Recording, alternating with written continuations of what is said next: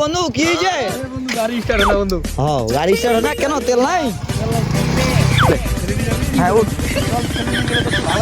উঠ। হ্যাঁ চল।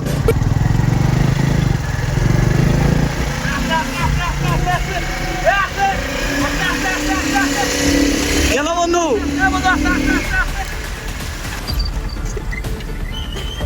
বন্ধু পড়ে গেছে রে। বন্ধু বন্ধু বন্ধু কি যে বন্ধু ক টাকা তেল ভরাই বন্ধু গাড়ি? তো তুমি এই জন্য করে আনছো?